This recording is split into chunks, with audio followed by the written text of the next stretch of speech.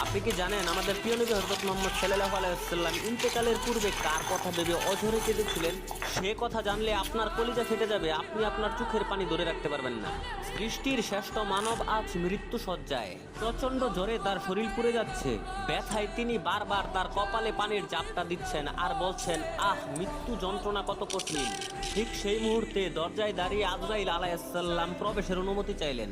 নবী সাল্লাল্লাহু আলাইহি ওয়াসাল্লাম আজরাইলকে বললেন, হে আজরাইল, তুমি তোমার কাজ সম্পন্ন করো। রূহ কবজের সেই চরম যন্ত্রণাময় মুহূর্তে নবীজির পবিত্র ঠোঁট দুটি বারবার কাঁপছিল।